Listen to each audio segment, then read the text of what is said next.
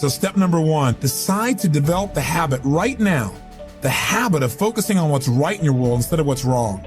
The habit of focusing on what you do have instead of what you don't have in a situation. And as basic as that is, and as well as you know it, you've got to make it a habit. Because those habits form the chain of your ultimate character, of who you become and how you end up living your life. We've got to condition ourselves, because if we don't, we'll go back to the automatic state that most people live in today's society. The way to develop the habit is to go on a mental diet. I did this several years ago. As positive as I was going through unbelievable pain at the time. I'd had some major disappointments, some frustrations. I felt like I'd given it all. But what turned me around is one day I picked up this book called The 7-Day Mental Diet. It was a little tiny little booklet. And all the booklet really did was, for about 12 of the 14 pages, it challenged me to really see if I could really truly, for 7 days, live my life without one negative thought. And it kept saying throughout the book, now don't just say, yeah, I can do it, and don't just say, I'm gonna do it. Think for a while before you commit to this. Don't actually commit unless you're really gonna do it for 7 straight days, no matter what. It doesn't mean you don't have a negative thought. It just means that if you have a negative thought, you don't speak it. You set it aside, you forget about it, or you replace it. You say something negative, you go erase. What I really mean is this. Or you say, that's not what I mean. Here's what I mean is this. And you immediately focus on something good. It's not that nothing negative ever comes out. It's that you immediately do not allow yourself to hold a negative feeling, a negative thought for 7 straight days, day and night. Even when it gets tough, even when somebody disappoints you, even when you get frustrated, even when you give your all and it still turns up lousy. Listen, if all I did was rant and rave on this tape and you didn't listen to anything else I said, but you took on this 7-day challenge, you can't believe what it'll do to your life. Now I gotta tell you, when I first read the book, I thought, wait a second, being positive isn't gonna change my life. I gotta deal with the real problems around me, those real challenges that are out there. I don't wanna just be positive. Somebody says, how's it going? I go, I'm doing great. And they go, why? You go, I don't know, but I just feel good. I don't wanna be that way. I wanna be real. I wanna be on top of things. But you know what? I thought, wait a second. I can be positive about solutions. I can still notice that there's some challenges out there without being negative about it. I can look at the challenges and say, okay, here's what's good about this. Here's how we can use this. Here's how we can turn this thing around. And continue to focus on that. So I took on the challenge for 7 days, changed my life. Now, by the way, one of the keys is you have to have 7 straight days of being absolutely positive. Not one negative thought, not one negative expression that you hold on to. Got to let go of it immediately. If you do not do this, if you're 3 days into it and you do well, and then you have a bunch of negativity, you got to start over. And you know what? After you go about 4, 5, 6 days in a row doing really well, something major negative is going to happen. How's that for some positive programming? But what it is a test to see how committed you really are. I'll tell you something, after 7 days, you feel like a different person. People around you respond to you like you're different as well. All you want to do is establish the habit of noticing what you do have instead of what you don't have. Noticing what's great about a situation versus what's not great. Focusing on solution instead of problems. That's what changes your life. Here's key number 2. Instead of judging yourself and others, decide, remember these are decisions, decide right now to become curious instead of judgmental. But remember, when you find fault in other people, when you start noticing constantly how they've wronged you, how this person is not good enough, or they're too egotistical, they're too proud, or they don't really care about people, as soon as you start judging other people, you just got to remember something. If you start judging other people, you're going to also start judging yourself intensely. If you're angry at other people, there's a very good chance you're angry at yourself as well. Maybe you need to perceive more and judge less. Maybe instead of finding fault with other people, without really thinking about what they've gone through to be where they are this day, maybe we can get really curious about what's making this person be in the state they're in, or what's the motivation behind this person's anger. For example, a lot of times we think somebody's being negative or angry or we're frustrated with them, but we never bother to find out what's really going on. I know myself, I was at a party recently and I fell prey to this. There was a woman who came to the party. Everybody behind her back was talking about how unbelievably egotistical this woman is, how negative she was. But you know what? I sat next to her at dinner time and I got a chance to really find out who she was. I got curious about her. And I began to find out about all the pain she'd been through in her life. When I realized was this woman was just barely hanging on to her life. She just needed to know that people cared, but she was so afraid of being rejected that she put out this ego because she didn't want someone to reject her, so she figured she'd reject them first. And I got a chance to really know her, and she was a wonderful person. I'll tell you something else we got to be careful of that ties in with this, of our being judgmental. Out of our fear of having heroes in our society today, we seem to try and consume them and destroy them as quick as we can. We try to find something that's wrong with our heroes because, boy, we don't want another Jim Jones. We don't want another Jim Baker.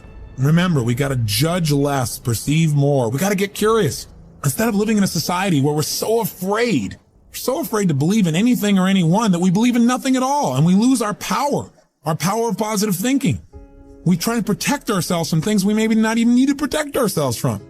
Well, we live in a society where we try and destroy our heroes, where we take somebody like Barbara Walters, an incredible broadcaster, a woman of incredible integrity, who gets nailed by one person in a book, and it's in every newspaper across the land, how she probably stomped on people to get where she was. That's absurd.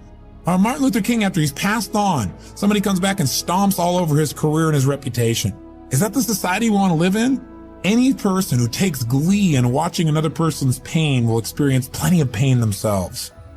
Remember the quote, "He who is without sin, let him cast the first stone." The bottom line is, if you go looking for brown, you're going to find it anywhere you look for it, in others or yourself. Free yourself from the disease of making others wrong, and you'll free yourself from the disease of making yourself wrong. You have a lot more energy to create solution instead of problems. It's part of the power of positive thinking instead of falling for the destructive power of negative thinking. If you want to get curious, just ask yourself, what do I like about this person? Wonder what's going on with this person that would make them feel this way. How could I help this person?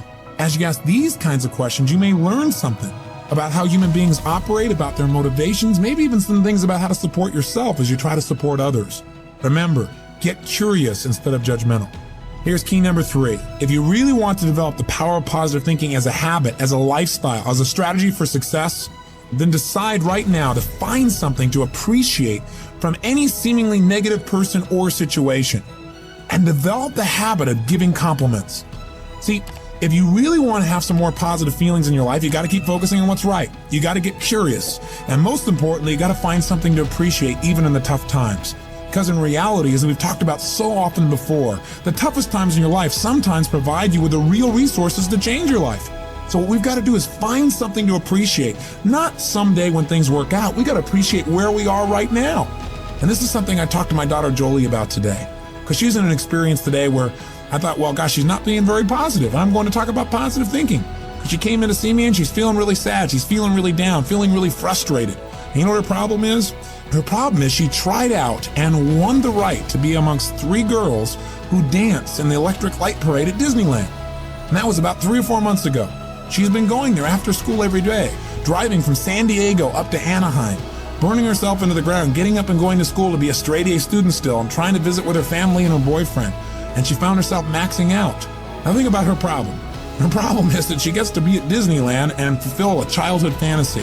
Her problem is that she loves her family and wants to be with them as well. Her problem is she loves to be at school and really do that. Her problem is she has so much abundance that she has to figure out how to get it all in one day and she can't do it. And she's physically burning out. That's her problem. And you know what? She says, gosh, I want to be home. I want to be with you guys and all these things. I don't want to miss out on all this great time we have together. I want to be with you guys. I said, but honey, look what you're doing. She goes, yeah, I don't want to miss out on Disneyland either. I don't want to miss out on my career and what I'm doing and what's going on.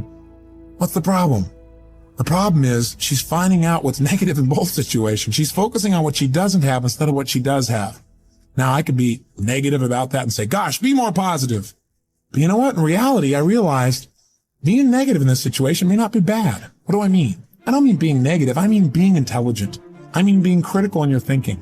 Seeing what you don't have is sometimes useful too. This is what I promised you in terms of the power of negative thinking. Here's how negative thinking can be useful. I sat down with her and I said, honey, let's look at the advantages and disadvantages of both. Let's not just be positive. Let's look at it. The whole thing is positive. Let's know that no matter what you choose, you've won. You have what most people dream about. But for a moment, let's be a little bit critical. What do you love about Disneyland? What's great about it? What is it giving you? And let's ask the question that maybe we don't ask very times when we're just being purely positive. What isn't it giving you? What are you afraid about? What are you missing by being there? What's great about being at home more? What's great about those things? What's not great about that? Be honest. If you were there, what might happen that's not good? What might you miss out on?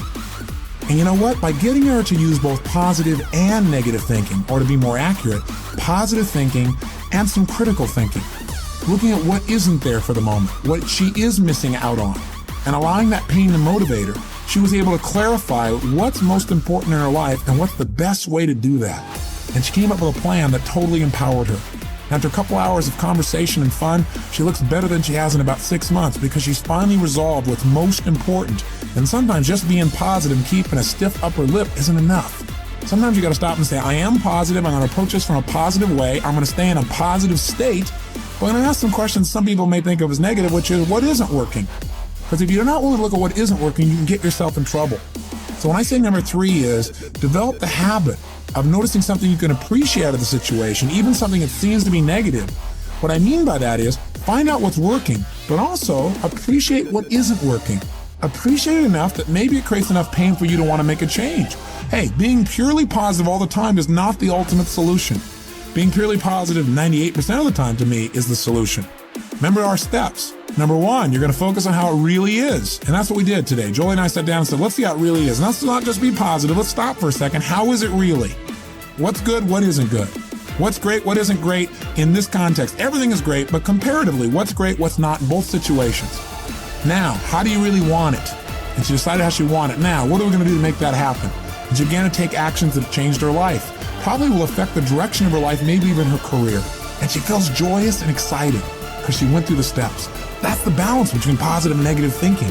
But one thing you got to remember, you're going to spend most of your time being positive. Once you see how it is, that's it. Decide what you want and make it happen. Don't keep going back and saying, oh yeah, but it's not working. See, balance doesn't mean you spend 50% of your time positive and 50% of your time negative. Remember, balance on a human scale is a little different. Negative experiences are dense, and it doesn't take a lot of those focuses of negative to weigh a lot in your life.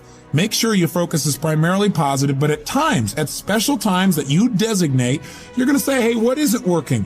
And allow that pain to drive you to do something that's very positive. That'll change your life. Here's key number 4. Decide not to be perfect. You say, what? I said, decide not to be perfect. One way to make sure you're negative is always trying to be perfect. Because you know what? You're always going to notice you're not, because you're this thing called a human being.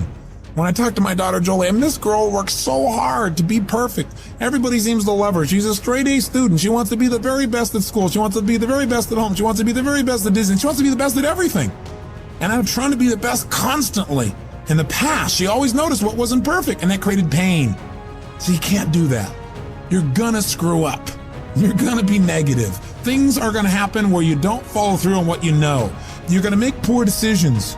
You're gonna say things you shouldn't say, do things you shouldn't do, mess up like you shouldn't mess up. But you know what? When that happens, instead of being negative and beating yourself up and saying, boy, here's another example of me sabotaging myself, decide what you do want.